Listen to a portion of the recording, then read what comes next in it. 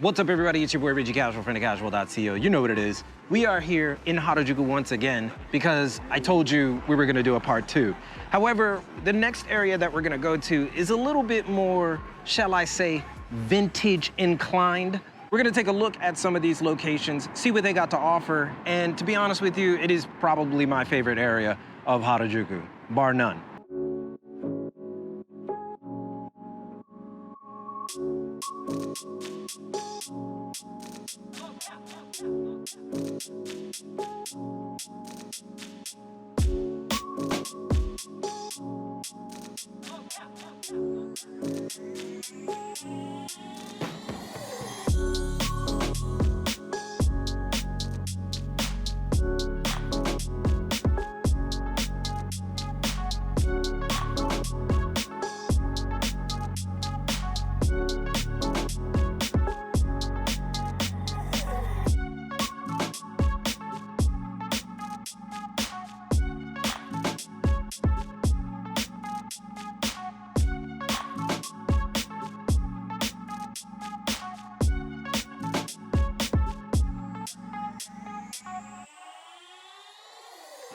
All right, so our first stop is around this corner. This is a little secret shop.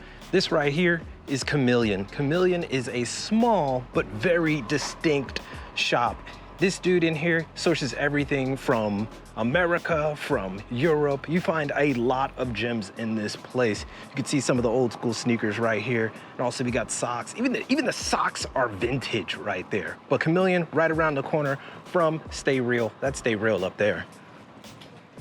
So you got Stay Real, and then right behind it, you have Chameleon. That's a dope spot, definitely should check it out. I was just talking about Stay Real, but I looked at this sign and it says for rent, which means that this store, which has been here for like years, is now staying real and being empty, staying real empty. Anyway, across from Stay Real is right behind us is Hypercore. Hypercore has kind of those animation with a punk vibe going on. If you kind of like these kind of graphic tees, they have a ton of them. The another caveat to this is that they have these kind of oversized silhouettes. So they're not just regular tees. They're tees with an oversized silhouette with images quite like this. Next, we got Bonnie. Bonnie is really interesting. So if you know it by Kermit just sitting right there. He's chilling. Kermit the Frog here. Right here, Bonnie, though, is more of that Southwestern California culture that we were talking about last time. Inside here is pretty much anything you want on the vintage tip. A lot of t-shirts, a lot of collared shirts, a lot of Polo Ralph Lauren. Just overall, that Southwestern California culture, vintage fashion look. Dog, I cannot go into because they're really particular about having people with cameras inside of their store. However, Dog is one of those places that you have to see and believe, see to believe. I think that's the phrase that you're supposed to use. But yeah, they have a lot of great items in here, and a lot of people are gonna get mad at me for pointing this one out because it is kinda dope. Should definitely check it out. Next, we got No ID. No ID isn't a vintage store, it just has a distinct look. You see this mannequin out here. It's kind of cool, kind of breezy. It's really kind of like a new Japanese style look. We're oversizing contemporary silhouettes that you might see in Europe or America. Really a city look. But what I found about in this store is that they have a lot of cool pieces that if you go in here, you're probably gonna find something that is made in a particular way that you've never seen before. So it's definitely worth a look, although it's not something that I frequent. However, I have bought stuff from this brand before because they had some pretty cool stuff. So definitely worth a check next time you visit Japan.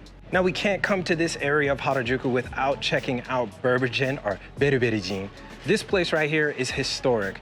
Pretty much known as a vintage store with some new things. It's one of the first places to go if you're looking for anything Black Means related. They also carry street brands like Double Taps infrequently. This is another one where they source stuff from a lot of different places and they sell it at a premium. So all those times that you guys gave away your vintage tees, they're likely gonna be here, especially if they're from popular bands or popular movements and the like. Those of you who are familiar with denim, you obviously know the Flathead.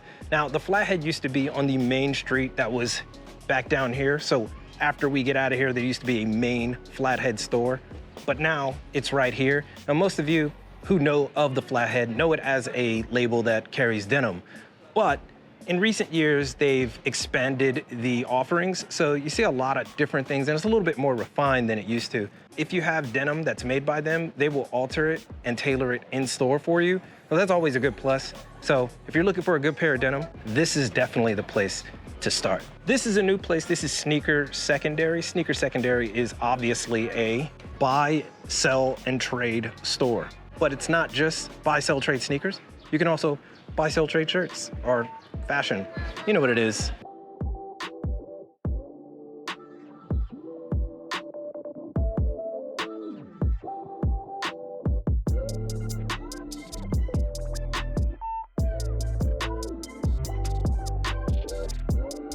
We got Tokyo Three Tides up here. Tokyo Three Tides is a tattoo parlor, but it also doubles as its own boutique. So their claim to fame is taking those nice tattoos and putting them on product. So you should definitely check that out if that's what you're interested in. There's not many places in Japan that I would recommend to go to if you're looking for Palladium boots more than S-Rush. S-Rush has a great array of Palladium, as you can see right there. That's one of the brands. But they also carry Hummel, Superga, Walsh, Karu, and I don't ever know how to say that brand. You know what it is. No trip to Harajuku is complete without a look at the 90s, 80s, and I should say 80s first, for 80s, 90s inspired pen nap. That right there is one of those stores that'll take you through a time machine. This is really one of those times where I have to explain exactly why Japanese fashion and the denizens of Japan who are involved in style are so important to the movement of fashion. So one of the things that makes Japan great as far as style is that no style is ever dead. And that's pretty much signified by places like Pennap, where you see 80s and 90s styles, and you think that maybe that's not that popular. However, that store right there has been around for almost 15 years, and they keep on chugging. And you'd be surprised how many people actually go in this store and buy stuff. It's like the one-stop shop for this style. And it'll probably give you more confidence to wear what you used to when you were a bit younger, at least for the millennial crowd out there. Or Gen X, who knows? Bostock is another one of those stores that has a great array of vintage fashion, vintage pieces, and you should definitely take a look inside. This one right here, just like Burbage, has tons of gems.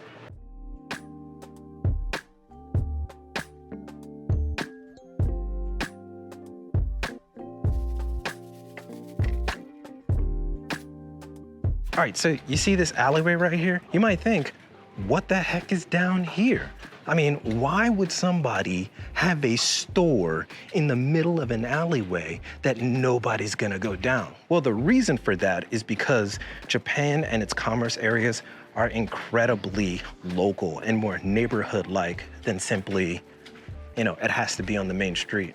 Now, how can they do it? A lot of the people end up being very dedicated and loyal to the stores that they go to. So you see right here, we have a natural, organic, and vegan store. It's a shop and a cafe.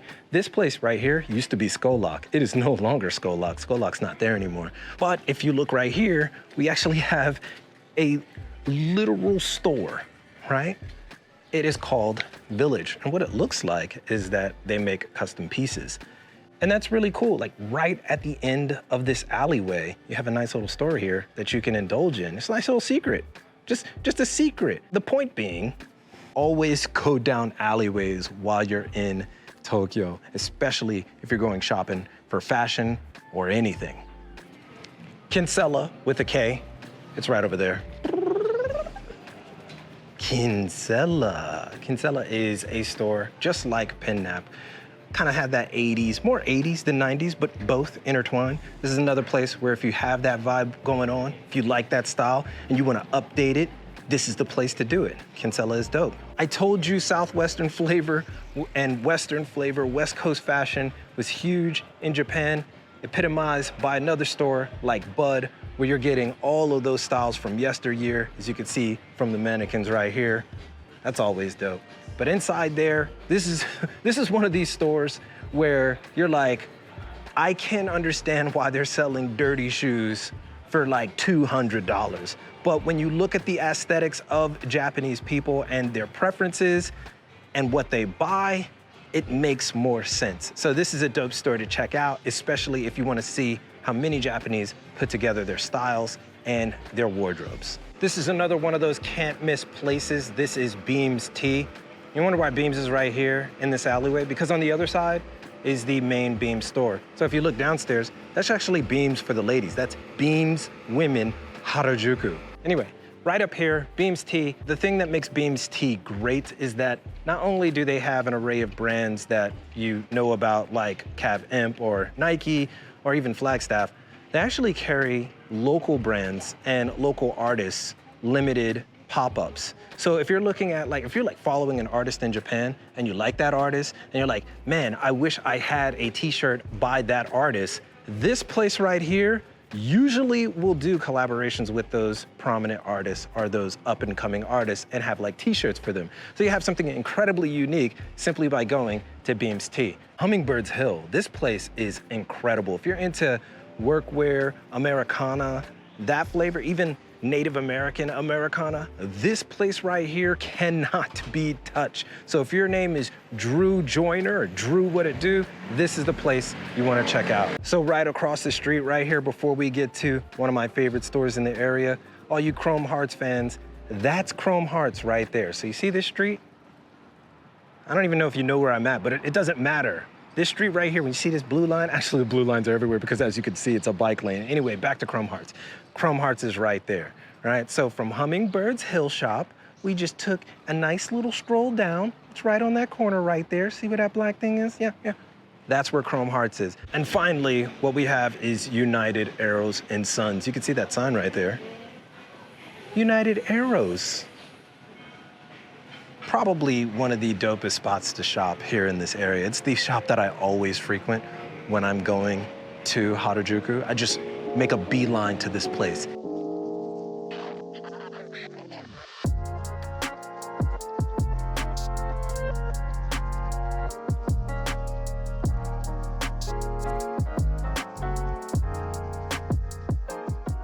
And that, my friends, is the end of part 2. But like I said, there's a lot of other places to discover, and I want you to check them out. But if you can't, you can check them out right here. So subscribe and do all that madness if you want to see even more what Japan has to offer. In fact, before we head out, let's go ahead and do Harajuku Fit Watch 2022 Part 2. Let's get it.